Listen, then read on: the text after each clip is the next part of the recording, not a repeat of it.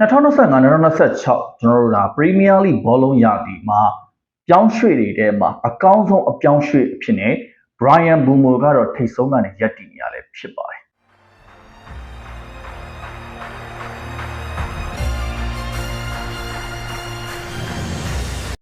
Yo အားလုံးပဲမင်္ဂလာပါ United Diary ဘန်ကိုထွင်းရဲ့ YouTube Facebook နဲ့ TikTok ကိုကြည့်ရှုနေတဲ့ပရိသတ်တွေအားလုံးပဲစိတ်ချမ်းသာကြကိုကြီးကြမှာခြင်းနဲ့ပြည့်စုံကြပါစေခင်ဗျာ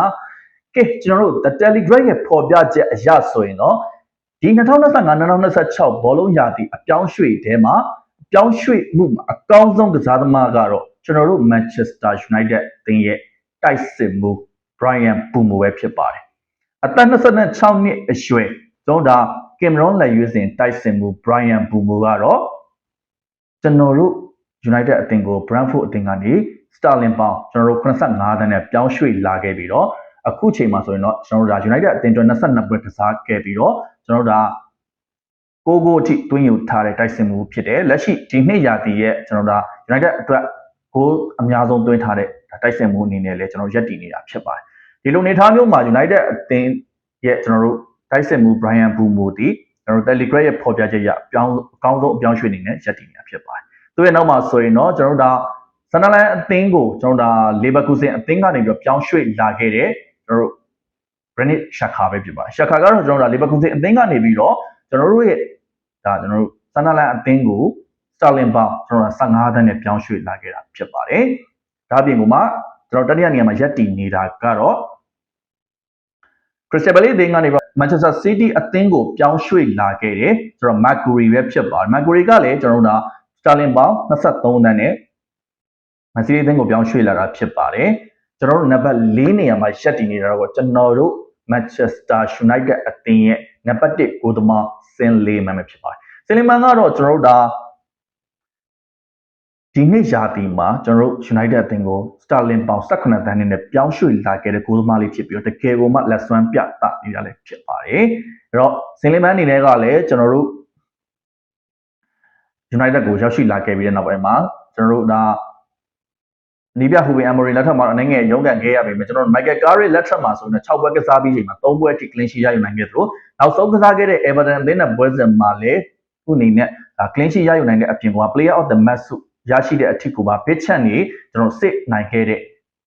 ဂိုးသမားအနေနဲ့ကျွန်တော်တို့တစ်ချိန်က Benassa တို့ David De Gea တို့ပြန်ပြီးတော့မြင်အောင်စေမိပါတယ်တကယ်ကိုမှသူ့ရဲ့ဒါကျွန်တော်ယုံကြည်မှုခိုင်မာမှုနဲ့တို့တကယ်ကိုဒီစရင်နဲ့ဒါကျွန်တော်အဆင့်4နေရာမှာရပ်တည်လာတာဖြစ်ပါတယ်အဲ့တော့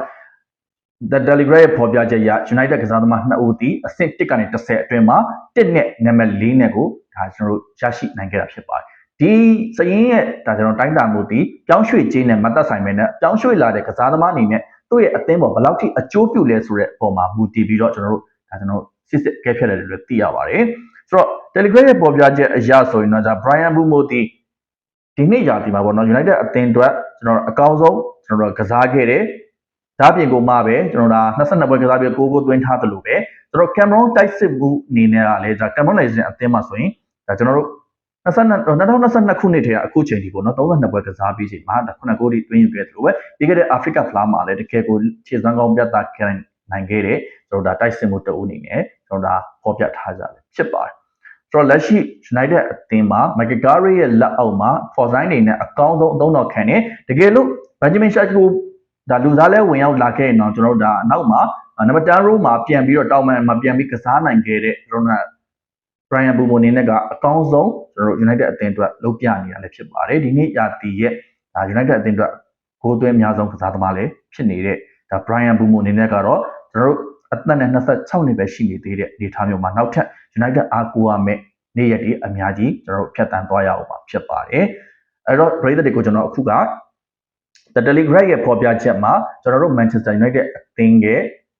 ကစားသမား2ဦးကတော့ top 10ထဲမှာပါဝင်လာတဲ့အနေအထားမျိုးကိုကျွန်တော်ဖော်ပြပေးခဲ့တာဖြစ်ပါတယ်နောက်ထပ်သတင်းတွေလည်းဖော်ပြပေးပါဦးမယ်ကျေးဇူးထူးပဲတင်ရှိပါခင်ဗျာ